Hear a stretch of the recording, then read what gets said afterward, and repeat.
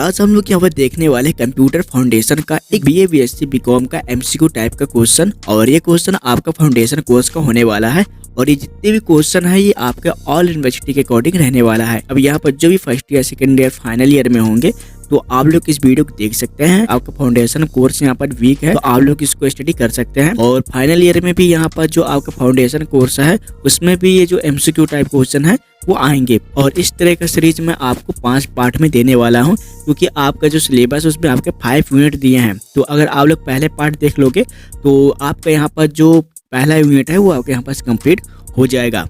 तो चलिए हम लोग यहाँ पर एक एक करके पूरे क्वेश्चन को अच्छी तरीके से देख लेते हैं। इंग्लिश और हिंदी मीडियम वालों के लिए दोनों है। तो पहला क्वेश्चन आपके आता है आधुनिक डिजिटल कंप्यूटर के जनक हैं, यानी आप कह सकते हैं कि जो मॉडर्न डिजिटल कंप्यूटर है उनके फादर कौन है। कि पहला आपका आता है चार्ल्स बेबेज, दूसरा आपका आता है हॉर्नर होलीरिथ, एंड इसके बाद फिर आपका अगला क्वेश्चन आता है ब्लेज पास्कल, एंड आपका फिर डी आता है वेरॉन गॉडफ्राइड। मैं आपको यहाँ पर थोड़ा सा टाइम देता हूँ गेस करने के लिए। इसका पहला राइट आंसर होता है चार्ल्स बेबेज। जो चार्ल्स बेबेज है उन्हें मॉडल डिजिटल कंप्यूटर का फादर कहा जाता है, क्योंकि जो भी मॉडल डिजिटल कंप्यूटर है वो चार्ल्स बेबेज के द्वारा ही यहाँ पर क्या बनाया गया था। डिजिटल कंप्यूटर है उनके जनक यहाँ पर चार्ल्स बेबेज थे। बस आप लोग यहाँ पर डिजिटल कंप्यूटर के बारे में आप लोग माइंड पे रख लेना। एंड इसके बाद हम लोग चलेंगे अपने अगले क्वेश्चन में। URL का मतलब क्या है, यानी कि URL मीन क्या होता है। तो देखिए पहला आपका आता है यूनिफॉर्म रिसोर्स लोकेटर, दूसरा आपका आता है यूनिवर्सल रोल्स लिमिटेड, एंड इसके बाद फिर आपका आता है यूनिवर्सल रिफॉर्म लॉजिक, एंड इसके बाद फिर आपका आता है यूनिफॉर्म रिमूवल लॉजिक। अब इनमें से आपको बता रहे हैं कि इनमें से आपका पहला आंसर क्या है। तो आप कह सकते हैं कि आपका जो URL का मतलब है उसे यूनिफॉर्म रिसोर्स लोकेटर। और चलिए हम लोग यहाँ पर अगले क्वेश्चन को देखते हैं। मिनी कंप्यूटर का उदय हुआ था। तो देखो प्रथम पीढ़ी में, दूसरा आपका आता है द्वितीय पीढ़ी में, तीसरा आपका आता है तृतीय पीढ़ी में, एंड चौथा आपका आता है 4th जनरेशन में। जो आपका मिनी कंप्यूटर था उसका उदय, या आप कह सकते हैं इसका जो आपका डेवलपमेंट है फिर जब भी बना था वो आपका तृतीय, यानी आप कह सकते हैं कि 3rd जनरेशन में मिनी कंप्यूटर यहाँ पर बन गए थे। आपका 1st जनरेशन था उसमें आपका वैक्यूम ट्यूब यहाँ पर यूज किए थे। बाकी यहाँ पर मैं आपको केवल थोड़ा बहुत बताता जाऊंगा ताकि आपको बहुत सारे क्वेश्चन रिवीजन हो जाए। इसके बाद हम लोग यहाँ पर चौथा देखेंगे कंप्यूटर का दिमाग होता है, यानी आप कह सकते हैं कंप्यूटर का दिमाग किसे कहते हैं। पहला आपका आता है CPU, दूसरा आपका आता है CU, तीसरा आपका आता है ALU, चौथा आपका आता है मेमोरी।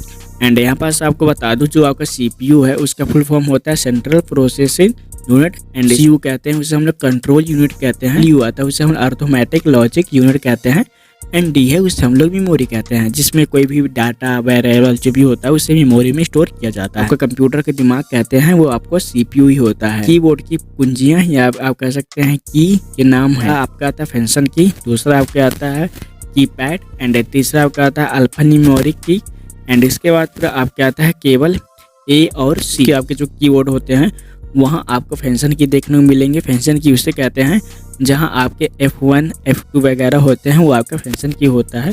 और आपका जो अल्फा न्यूमेरिक की जो होते हैं वो आपको अच्छी तरीके से पता होगा। ALU मेमोरी के द्वारा यहाँ पास क्या होता है डाटा को आदान प्रदान करती है, लेकिन कौन करता है। आता है रैम, दूसरा आपका आता है कीज, एंड तीसरा आपका आता है CU, और आपका चौथा आता है CPU। तो अगर आपको पता होगा तो आप आंसर कर सकते हैं।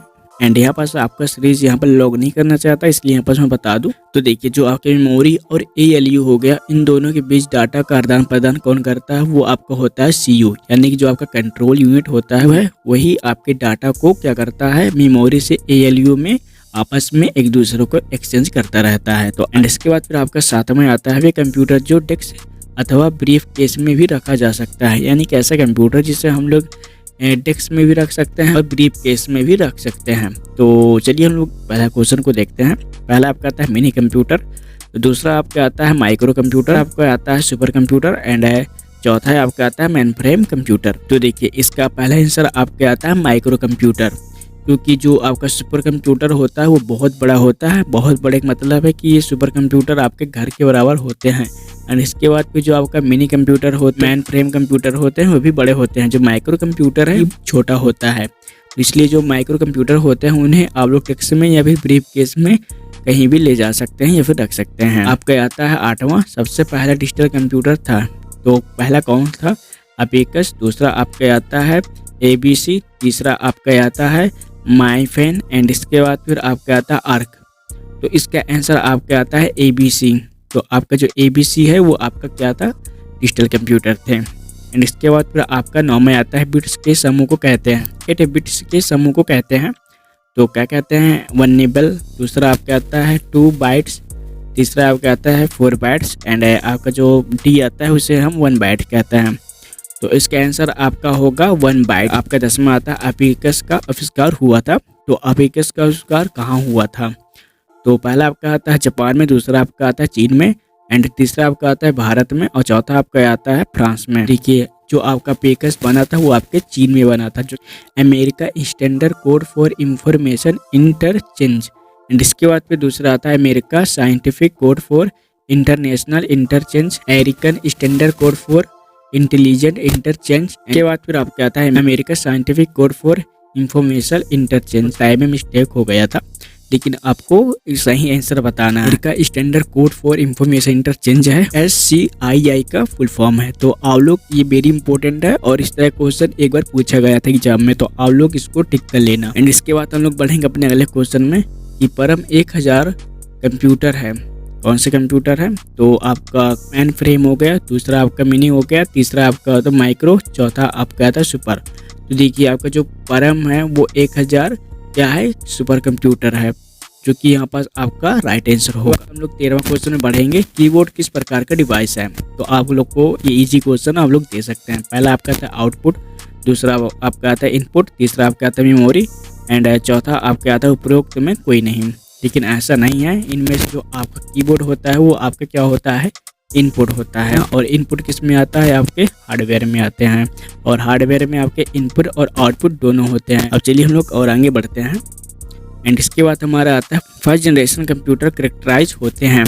तो क्या होता है, पहला vacuum tube and magnetic drum, दूसरा आपका आता है मिनी कंप्यूटर, तीसरा आपका आता है मैग्नेट टैप एंड ट्रांजिस्टर। जो पहला जनरेशन कंप्यूटर था उसे किससे बनाया गया था, वैक्यूम ट्यूब यहाँ पर यूज किया जाता था। निम्नलिखित में कौन सा कंप्यूटर का प्रकार नहीं है, यानी आपको बताना है कि इनमें से कौन सा है जो कंप्यूटर प्रकार नहीं है। तो पहला आपका आता है लैपटॉप, दूसरा आपका आता है रोल टॉप एंड इसके बाद फिर जो C है वो D हो आपका लैपटॉप आता है। तो देखिए जो आपका लैपटॉप है वो आपका क्या है, कंप्यूटर नहीं है। बाकी आप लोग यहाँ पर एप्पल टॉप भी सुने होंगे लेकिन यहाँ पर रोल टॉप सुने नहीं होंगे। लेकिन इसमें जो आपका लैपटॉप है वो आपका कंप्यूटर नहीं है। बाकी ये सब क्या है, एक प्रकार के कंप्यूटर के प्रकार हैं। जनरेशन था उसमें क्या हुआ था कि जो फर्स्ट जनरेशन में जो आपके वैक्यूम ट्यूब यूज हो रहे थे उन्हें चेंज करके पहला क्वेश्चन आता है VLST, दूसरा आपका आता है इंटीग्रेटेड सर्किट, तीसरा आपका आता है ट्रांजिस्टर और चौथा आपका आता है नॉन ऑफ। जो आपका सेकेंड जनरेशन थे उनमें आपका क्या यूज होने लगा था, ट्रांजिस्टर वगैरह यूज होना स्टार्ट हो गया था। इसके बाद पहला इलेक्ट्रॉनिक कंप्यूटर का जो पहला कंप्यूटर हो कौन था, यूनिवैक,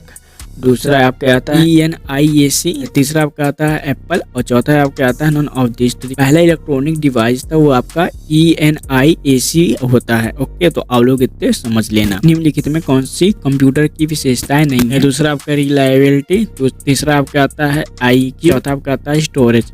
तो देखिए जो कंप्यूटर वो स्पीड भी होता है, रिलायबिलिटी भी होता है एंड स्टोरेज भी किया जा सकता है। लेकिन कंप्यूटर के पास क्या नहीं होता, IQ यानी दिमाग नहीं होता। जो पहला आंसर हो आपका ये सही हुआ। IC जनरेशन में प्रयुक्त होता है, सेकेंड जनरेशन में या फिर थर्ड जनरेशन में या फिर आपके नॉन ऑफ दिस। तो देखिए आपका जो पहला जनरेशन था उसमें वैक्यूम ट्यूब यूज किया गया था, दूसरे में क्या ट्रांजिस्टर यूज किया गया था। जो आपका थर्ड जनरेशन होगा उसमें क्या IC सर्किट यानी कि इंटीग्रेटर सर्किट यूज किया जाएगा।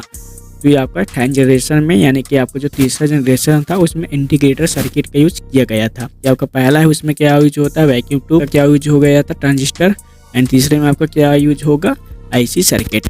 इसके बाद चलिए हम लोग अगले क्वेश्चन बढ़ते हैं। कंप्यूटर की अस्थायी मेमोरी कहलाती है, पहला आपका आता है रैम, दूसरा आपका आता है रोम, तीसरा आपका आता है P रोम एंड चौथा आपका आता है EPR रोम मेमोरी, दूसरा आपका आता है रीड ओनली मेमोरी। लेकिन हम क्या बताना है कि जो अस्थायी मेमोरी कहलाती है जिसमें कोई भी डाटा वगैरह होता है एक बार उसमें लोड कर दिया जाए, अगर लाइट गोल वगैरह कुछ भी होता है तो डाटा सेव नहीं होगा, ये अस्थायी मेमोरी कहलाती है। तो रैम आपका क्या है, अस्थायी मेमोरी है। तो हमारा आता है रैम को कहा जाता है वोलेटाइल, दूसरा आपके आता है उदारीकरण एंड तीसरा आपका आता है स्थायी एंड इसके बाद फिर आता है यूनिक्स। तो देखिए जो आपका कंप्यूटर है यानी रैम है वो एक प्रकार क्या होता है, वोलेटाइल होता है। इसके बाद हमारा अगला क्वेश्चन होता है रैम किसके अंतर्गत आता है। तो रैम आपका प्राइमरी मेमोरी में आते हैं या फिर सेकेंडरी मेमोरी में आते हैं, या फिर आपके इनमें से कोई नहीं आता, या फिर इनमें से दोनों में आते हैं। इसमें आते हैं आपका प्राइमरी मेमोरी, और जो आपका प्राइमरी मेमोरी होता है वो क्या होता है, एक प्रकार का अस्थायी होता है। तो हम लोग अगले क्वेश्चन में बढ़ेंगे, एटीएम का पूरा नाम क्या है। तो देखिए जो आपका एटीएम उसको हम लोग क्या कहते हैं, ऑटोमेटिक टेलर मशीन कहते हैं। दूसरा आपका आता है ऑटोमेटिक टीविंग मशीन कहते हैं। तीसरा आंसर हुआ आपका ऑटोमेटिक टेलर मशीन होता है। तो जो आपका बैंक होता है या फिर आप लोग एटीएम बैंक कह सकते हैं, उसका फुल फॉर्म तो अगर आपको नहीं पता हो कभी भी तो आपको यहाँ पर बता दूं कि एटीएम का फुल फॉर्म आपका ऑटोमेटिक टेलर मशीन होता है। तो देखिए 1 बाइट के क्या होता है, 4 बिट्स होते हैं, या फिर आपका अगला क्वेश्चन आता है 8 बिट्स होते हैं, या फिर आपका 6 बिट्स होते हैं, या फिर आपका 12 बिट्स होते हैं। 8 बिट्स के बराबर आपका 1 बाइट होता है, तो 1 बाइट के बराबर आपका क्या होगा, 8 बिट्स होंगे। तो यहाँ पास आपका जो पहला आंसर क्या है, तो आपके यहाँ पास पहला आंसर हो जाएगा आपका 8 बिट्स। फुल फॉर्म क्या है, तो देखिए पीरोम का पहला फुल फॉर्म क्या हो जाएगा, प्रोग्रामेबल रैंडम ओनली मेमोरी। दूसरा आपके आता है proper read only memory, and इसके बाद सी आता है programmable read only memory, and इसके बाद फिर आपका आता है प्रॉपर रैंडम ओनली मेमोरी। इनमें से आपका फुल फॉर्म इसका कह सकते प्रोग्रामेबल रीड ओनली मेमोरी।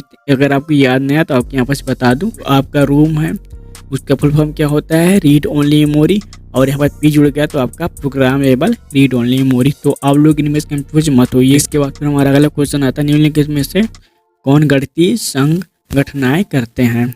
तो पहला आपका आता है रैम, दूसरा आपका आता है सीयू। भी लॉजिकल यहाँ पर होता है वो किस में होता है, एएलयू में। सीयू में क्या होता है, कंट्रोल यूनिट में जो भी डाटा होता है उससे आपस में कंट्रोल किया जाता है, एंड यहाँ पर डाटा को आपस में एक्सचेंज करते हैं। लेकिन जो एएलयू होता है वो क्या करता है, मैथमेटिकल इक्वेशन वगैरह जो भी होता है उसे सोल्व करते हैं। आंसर आएगा वो आपका एएलयू आएगा। उसके बाद हमारा अगला क्वेश्चन आता है, निम्नलिखित में कौन सा इनपुट डिवाइस नहीं है। पहला आपका आता है बारकोड रीडर, दूसरा आपका आता है टच पैड, तीसरा आपका आता है प्लेटर, एंड चौथा आपका आता है एएलयू।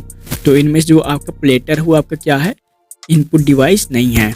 तो हार्ड डिस्क में क्या नहीं पाया जा सकता, तो पहला आपका आता है ट्रैक्स, दूसरा आपका आता है सेक्टर, एंड तीसरा आपका आता है सिलेंडर, एंड चौथा आपका आता है जंपर। यानी हार्ड डिस्क में क्या नहीं पाया जाता है, जंपर नहीं पाया जा सकता। हमारा अगला क्वेश्चन है सीयू का पूरा नाम क्या है, जो कि आपको पहले ही बताया चुका था कि जो आपका सीयू है उससे हम लोग कंट्रोल यूनिट कहते हैं, क्यूल यूनिट, एंड बहुत लोग कह सकते हैं कॉमन यूनिट, एंड बहुत लोग को लगेगा कोर यूनिट। लेकिन इनमें से कोई भी सही नहीं है। इनमें से आपको जो पहला है वो है आपका कंट्रोल यूनिट। एंड इसके बाद फिर हम लोग अगला का पूरा नाम क्या है। तो देखिए इसमें पहला क्वेश्चन है रीड एक्सेस मेमोरी, दूसरा आपका आता है रीड मेमोरी, तीसरा आपका आता है रैंडम एक्सेस मेमोरी। तो देखिए जो भी यहाँ पर रीड आता है वो आपका रीड ओनली मेमोरी होता है। तो आप लोग यहाँ पर देख लीजिए जो रूम होता है वो आपका full form read only memory या फिर रीड मेमोरी कहते हैं, यह वो आपका क्या हो जाएगा, सही हो जाएगा। अगला क्वेश्चन आता है, निम्नलिखित में से कौन सा हार्डवेयर डिवाइस नहीं है। पहला आपका आता है रैम, दूसरा आपका आता है रोम, एंड सी आता है ऑपरेटिंग सिस्टम, एंड इसमें से कोई नहीं। तो इनमें से आपको बता दूं जो आपका ऑपरेटिंग सिस्टम है वो आपका हार्डवेयर डिवाइस नहीं है। तो देखिए एमसीआर का मतलब क्या होता है, मैग्नेट इंक कैरेक्टर रिकॉग्नाइजेशन। तीसरा आप कह सकते हैं मैगन इंक चेक रीडर, एंड अगला कह सकते हैं उपरोक्त सभी। लेकिन इनमें से आपका सही क्या आता है, मैग्नेट इंक कैरेक्टर रीडर। तो यह वीडियो अच्छा लगा होगा तो लोग चैनल सब्सक्राइब कर सकते हैं। प्लस इस वीडियो के नीचे मैं और भी यहाँ पर मोस्ट इंपोर्टेंट वीडियो दूंगा, तो आप लोग उन वीडियो को भी देख लेना और जल्दी से देख लेना ताकि आपकी जितने भी एग्जाम हो उसका तैयारी अच्छे तरीके से हो सके। तो चलिए मिलते हैं नेक्स्ट वीडियो में, जब तक के लिए जय हिंद, बाय।